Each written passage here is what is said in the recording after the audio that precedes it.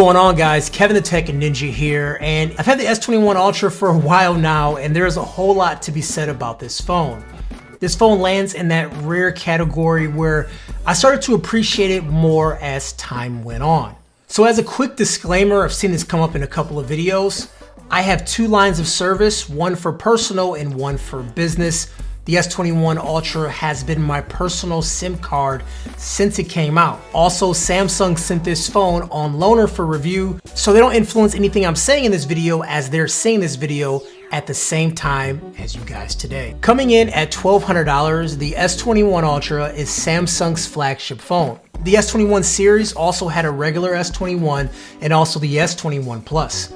We do know that Samsung gives you heavily discounted prices if you're trading in another phone, which can knock this phone down to nearly half the price. I mean, if you can get this phone for $600, this is the best $600 phone ever. But for $1,200, is it worth it? Let's talk about it. Cell phones these days do way more than what we need them to do for the most part.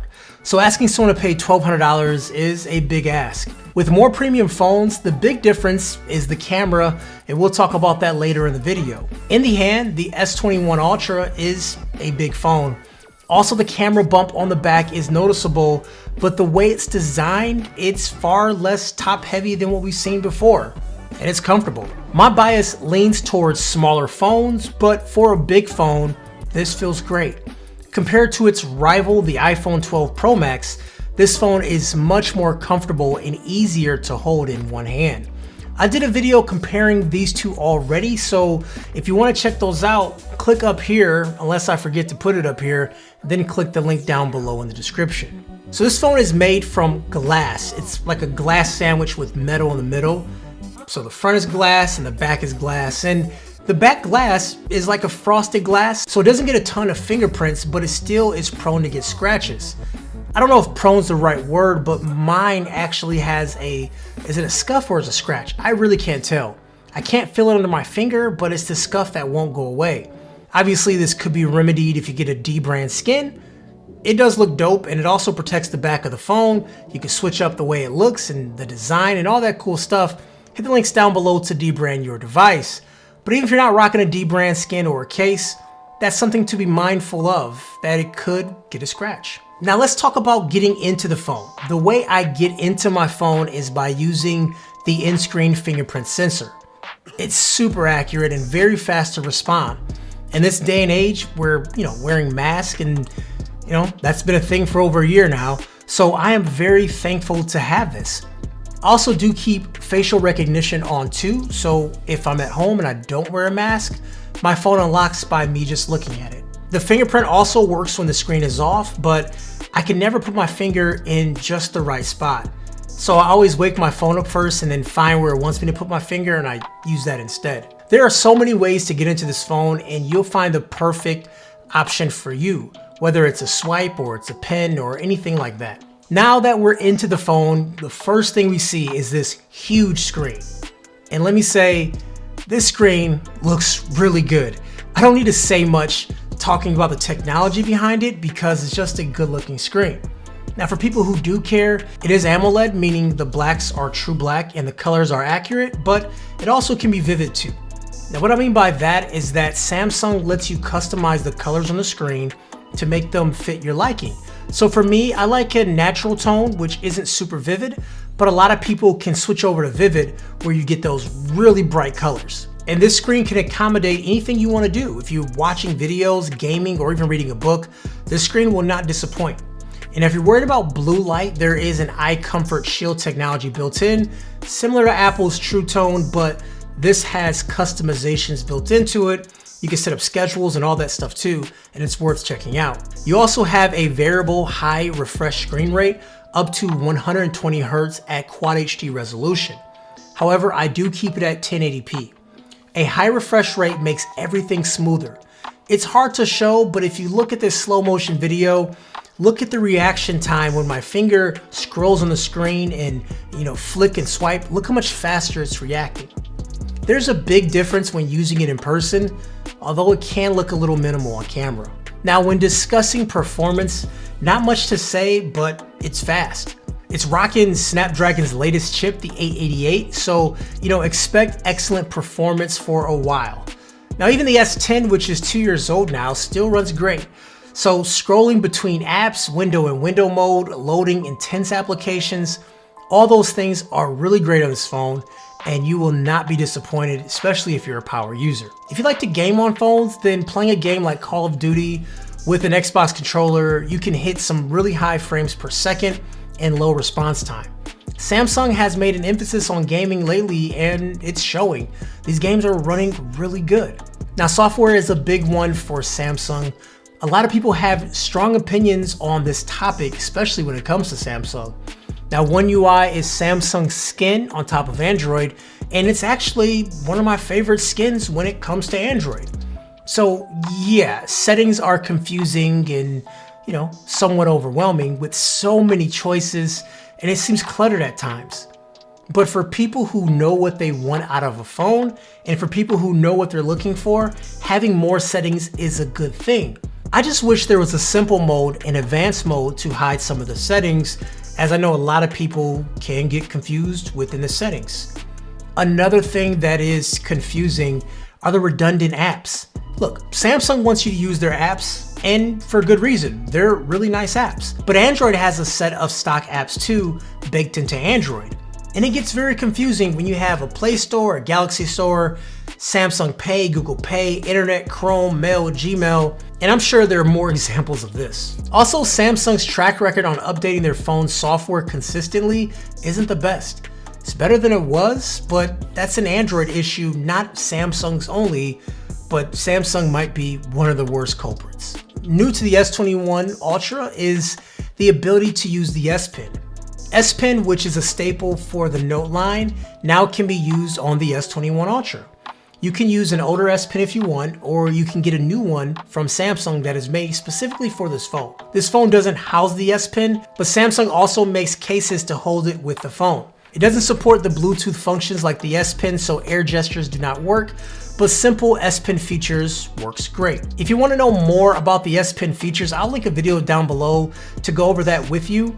As I'm not a big S Pen guy, I don't think I'm the best person to talk about the S Pen, but I think what the bigger picture is that the Note series may be gone, replaced by the Fold lineup. Don't quote me on that, but that is just my opinion.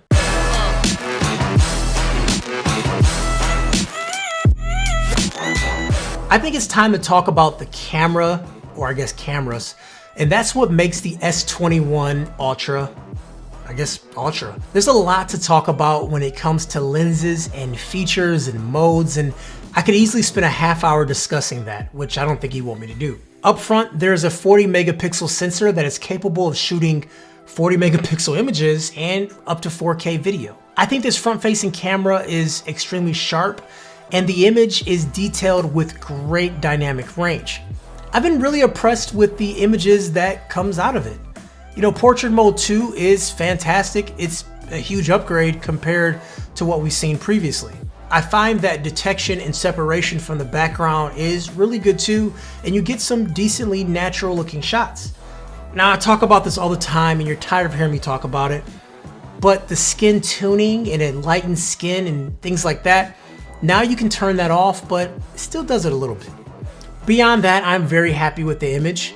I do notice that it's a little bit slower to capture when you're doing a selfie with portrait. So if I'm trying to do one of a front-facing portrait with my son, it ends up being a little blurry since he may not be still the whole time. This isn't a huge problem since many people could stand still for a couple of seconds, but getting selfies with kids are still a little challenging.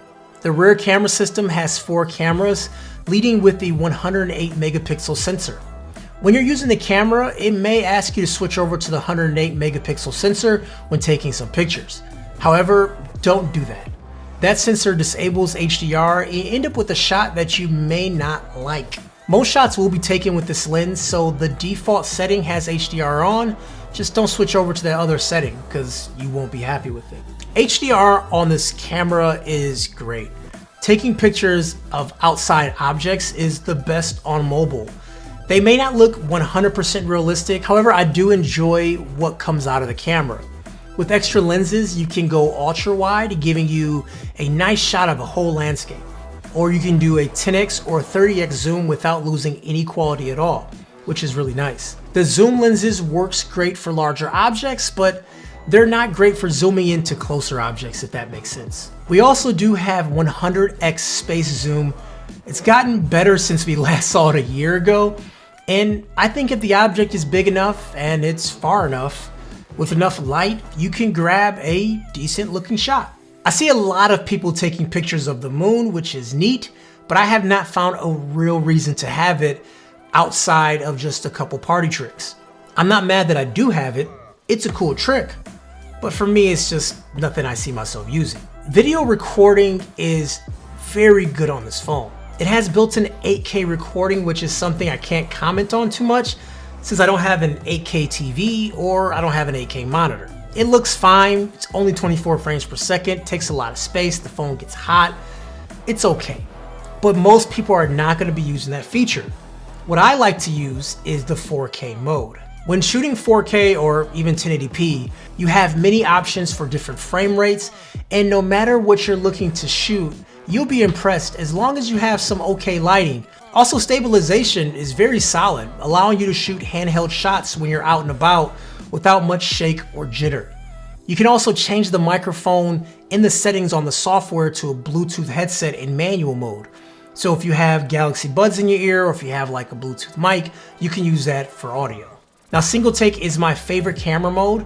You can tap the shutter and you get 10 seconds to move the camera around, do different poses, different faces, and it snaps photos and makes videos and do all these different things with all the lenses and just spits out a ton of stuff.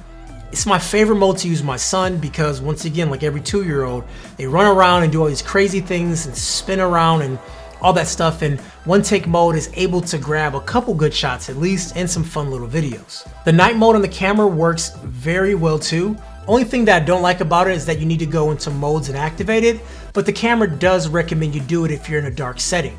But when you do use it, you can turn pitch black into a decent looking shot. It does require subjects to be still from 5 to 7 seconds, and it's still possible to do it handheld. I have no problems with it. Overall, the camera suite on this phone is fantastic.